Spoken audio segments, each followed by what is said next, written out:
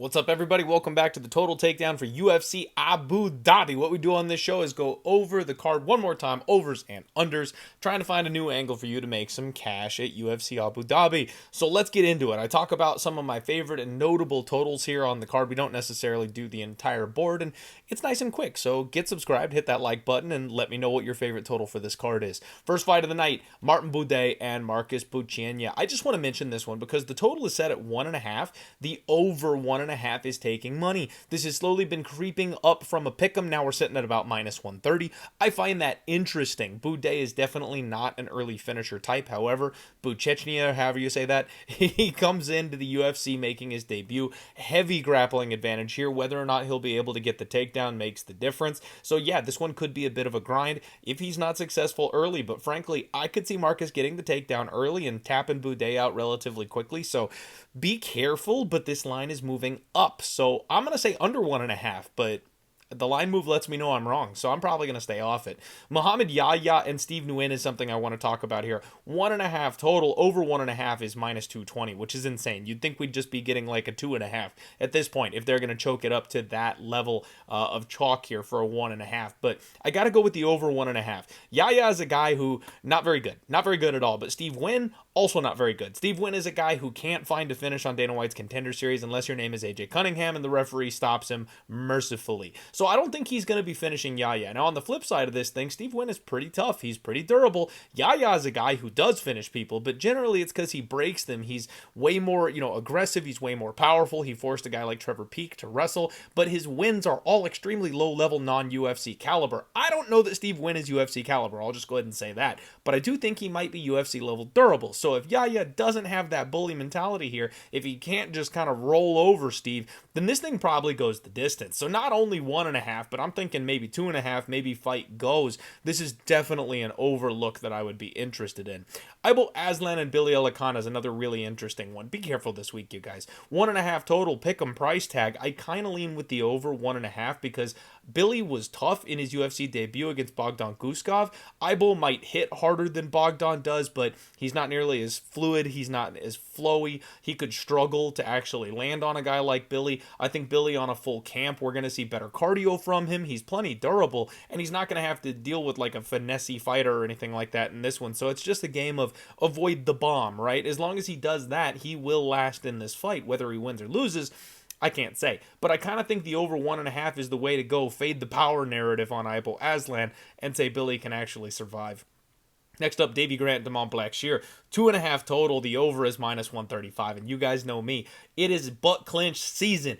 If it's a Davey Grant fight, you're looking over. Now, in this case, I think he might be outpaced facing the grappler and Damon Blackshear. I think Damon might be able to take him down, might be able to sub him. I also think Grant does have some KO upside, but like I've said more times than I can count, Davey Grant goes to decision, and it's always a fight that should not go to decision. Both guys are going to get hurt. Both guys are going to be in danger. Somebody's going to get threatened. But if you've been betting overs in Davey Grant fights, they're always at a pick'em price tag. You are just printing money. Now, is this weekend the one? We acknowledge that fact. Of course, someone finally finds a finish. I mean, probably, right? That's the way we zigzag in the betting game. But I'm going to have to say over until proven otherwise. Like, Davey Grant is just an over machine. It's never comfortable, but it hits. Nikita Krylov and Bogdan Guskov is the next one I want to talk to you about. Similar to the first fight of the night, 1.5 total. The under was minus 160 earlier, and now the over is taking action. We're looking at minus 140 to the under 1.5 here at this point. I think this could be a one-round fight, you guys. I really do.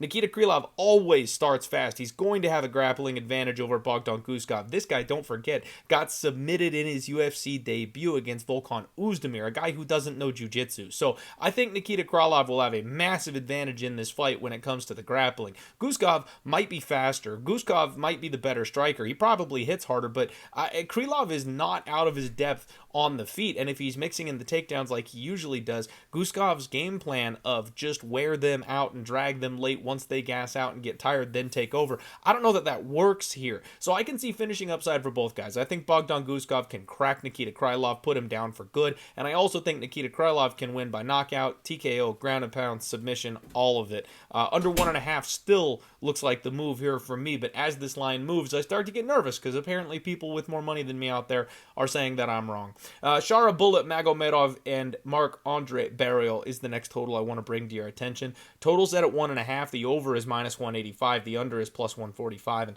I actually think we might want to go violence here, you guys. I know we talked about this one on the Monday show. My guy Art is trying to talk me into taking the dog shot on Marc-André burial, but my gut just screams that this is a showcase fight for Shara Magomedov. My gut just screams that Marc-André Burial is going to get hit with a shot that he can't recover from because he's taking on a very fluid striker, a guy who's going to make him struggle at range and distance. And if Marc-André doesn't go to the grappling, which he almost never goes to, I think he's going to get hurt on the feet and relatively quickly. He's going to give up a poorly timed shot because this guy comes in face first and just wants to bang up against the cage. It's entertaining as all hell, but that's exactly the kind of guy that Shara will be able to pop with a big shot or two and put down. So I actually kind of think the under at plus money is the move here on this one, you guys. I think Shara Magomedov by KO is probably the low-hanging fruit this week.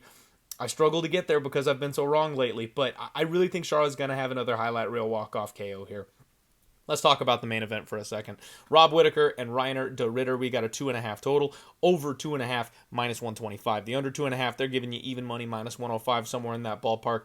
These guys are vicious, brutal finishers, you guys, but they're both very, very high level. So while we've seen a lot of finishes, especially from Reiner de Ridder lately, we got to kind of put some context. He's been not fighting the ultimate level of competition, right? Bo Nickel, not a striker. Couldn't hang on the feet, couldn't get the takedowns, didn't want to go to the ground with this guy because he's afraid of the ground game. Kevin Holland, bum on the mat. Bum in general. We'll just go ahead and get... No, we're done. We're not talking about that guy anymore, right? So, he's been finishing those guys, no problem. Rob Whittaker, we know he gets blown over by people that are bigger, stronger. They've got that crazy advantage over him with physicality. You've got to be a freak. You've got to be a Hamzat. You've got to be a Dreykus. If you're not one of those guys, he is sufficient. He will go the distance with guys like Yoel Romero, who, by the way, is also a freak. He does have good, strong takedown defense. He's got good submission defense, and he's got a very defensive striking game that if he's going to win the fight, it's probably because he's keeping you at his chosen range and just kind of beating you up, right? So if Reiner de Ridder struggles, I don't think he's going to gas out until later in the fight. We've seen this before.